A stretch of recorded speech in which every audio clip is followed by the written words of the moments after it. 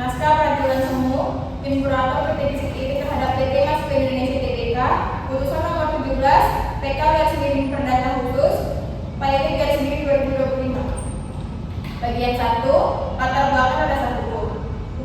Kasus ini merupakan simulasi peradilan niaga yang mengangkat konflik antara tim kurator dengan kreditor separatif yaitu bank mengenai eksekusi agunan setelah perusahaan itu dimintakan KID.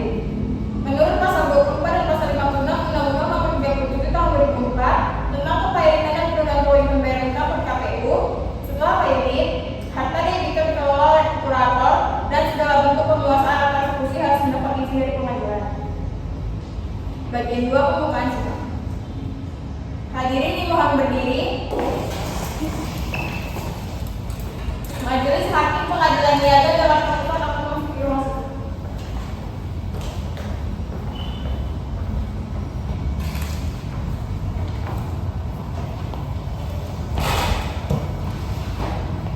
Sidang perkara nomor 10 Pailit 2025 Pengadilan Negeri Niaga Jakarta Pusat antara tim kurator PT Gesitiri dalam Pailit sebagai penggugat melawan PT Bank Masjid Indonesia Tbk sebagai tergugat dibuka dan dinyatakan terbuka untuk umum.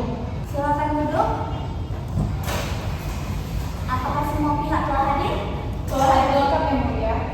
Dari penggugat, kuasa hukum Bimo Ardianto didampingi oleh kurator yang Setiawan. Dari tergugat, kuasa hukum Sylvia Lestari didampingi oleh perwakilan bank Bapak Antoni Wijaja. Baik, persidangan hari ini memasuki tahap pemeriksaan pokok perkara. Silakan kuasa hukum penggugat menyampaikan pokok gugatan. Yang mulia, pada tanggal 10 Januari 2025, Pengadilan Niaga Jakarta Pusat telah menetapkan status pailit atas PT Gesitiri. Maka sejak saat itu, semua aset dan kekayaan debitur menjadi bagian dari budel pailit yang dikuasai oleh kurator. Namun, pada tanggal 2 Februari 2025, PT Bank Masjid Indonesia selaku kreditor sekaligus telah melakukan eksekusi terhadap satu unit debitur yang terletak di kawasan industri Kertajaya Surabaya dengan nilai lebih dari 4.200 juta. Eksekusi ini dilakukan tanpa seizin kurator dan tanpa penetapan dari pengadilan niaga, sebagaimana diwajibkan oleh pasal 24 Undang-Undang Kepailitan dan melanggar asas kepailitan yang mengatur bahwa semua tindakan terhadap KPR harus mendapat izin pengadilan. Lebih dari itu, hasil lelang tidak disetorkan kepada budel, tapi justru ditahan oleh pihak bank. Ini adalah pelanggaran terhadap prinsip dasar kepailitan. Kemudian, kalau suatu kurator tidak pernah menerima pemberitahuan apapun dari bank atau sidang terkait rencana lelang. Ketika kami melihat buku dan papan lelang sudah dipasang dan pembeli sudah hadir, tindakan pembeli telah mendirikan proses inventarisasi budel pailit. Oleh karena itu, kami mohon majelis menyatakan bahwa tindakan tersebut melawan hukum, memerintahkan tergugat mengembalikan dana hasil lelang budel pailit, menegaskan bahwa hak eksekusi kreditor separatif saat merupakan fungsi pailit. Pihak tergugat, silakan memberikan jawaban atas gugatan yang diajukan oleh tergugat. Terima kasih yang mulia. Perkenankan kami memberikan tanggapan atas gugatan yang diajukan oleh tim kurator PT Gesitiri. Pertama-tama kami ingin menegaskan bahwa Bank Masjid adalah kreditor separatis dengan jaminan hak tanggungan atas objek berupa gudang industri yang beralamat di kawasan industri Kertajaya Surabaya. Hak tanggungan tersebut telah terdaftar secara sah sejak 12 Mei 2023, jauh sebelum debitur dinyatakan pailit. Sesuai dengan pasal 55 ayat 1 Undang-Undang Nomor 37 Tahun 2004, kreditor separatis berhak untuk mengeksekusi jaminannya seolah-olah tidak terjadi kepailitan, kecuali dalam hal tertentu sebagaimana dimaksud dalam pasal 56. Yang mulia, PT Gesitiri telah melakukan prestasi sejak Agustus 2024. Proses eksekusi melalui KPKNA sebenarnya sudah kami ajukan sebelum debitur dinyatakan pailit. Namun karena ada keterlambatan proses administratif, jadwal lelang baru terlaksana pada Februari 2025. Kami juga mengirimkan surat pemberitahuan eksekusi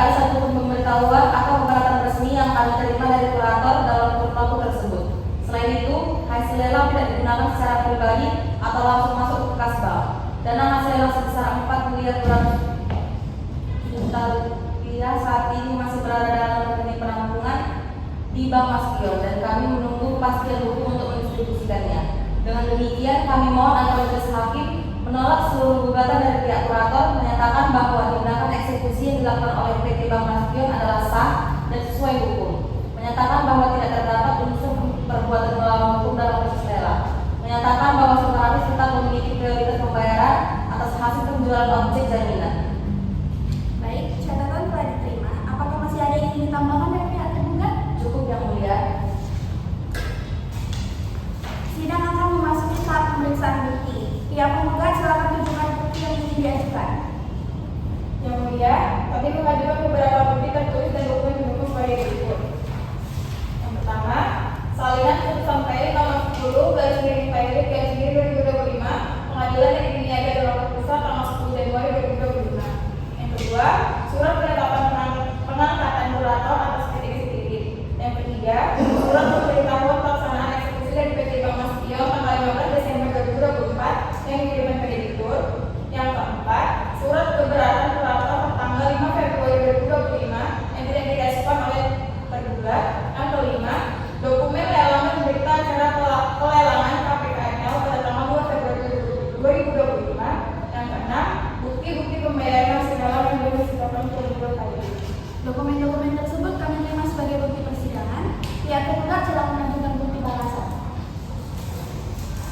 Terima kasih Yang Mulia. Kami mengajukan sertifikat hak tanggungan nomor 0321/2023 atas nama PT Bank Maspion atas gudang di Sertajaya serta permohonan pelaksanaan eksekusi ke KPKNL tanggal 10 November 2024. Surat balasan kontrak tanggal 17 Desember 2024 yang menunjukkan bahwa surat pemberitahuan telah diterima oleh pihak PT Kesikirip. Berita acara pelelangan dan daftar peserta lelang. Bukti rekening escrow yang menunjukkan dana hasil lelang belum dijalurkan ke bank. Baik, bukti-bukti tersebut kami terima dan akan kami pelajari secara bersama. Pihak penggugat apakah akan menghadirkan saksi? Ya, Yang Mulia, kami menghadirkan saudari Nadia Rizky, staf kurator yang bertugas melakukan inventarisasi aset.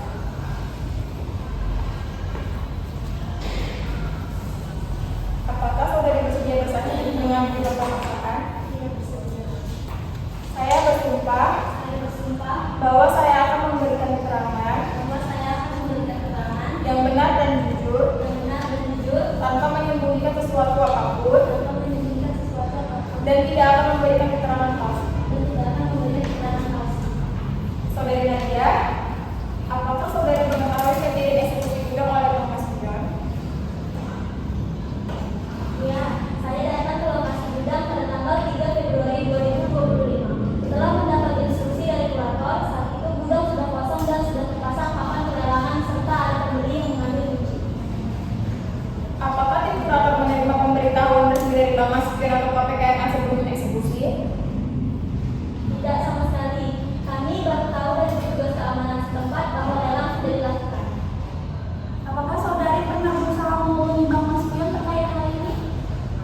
Iya, kami mengirim surat keberatan tanggal 5 Februari 2025 tapi tidak ada balasan.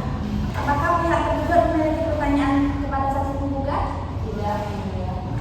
Baik, silakan untuk saksi penggugat kembali ke tempatnya. Pihak tergugat apakah akan menghadirkan saksi?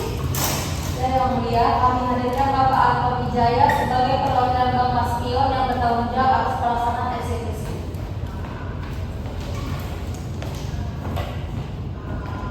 Saya bersumpah bahwa saya akan memberikan keterangan yang benar dan jujur tanpa menyembunyikan sesuatu apapun dan tidak akan memberikan keterangan palsu.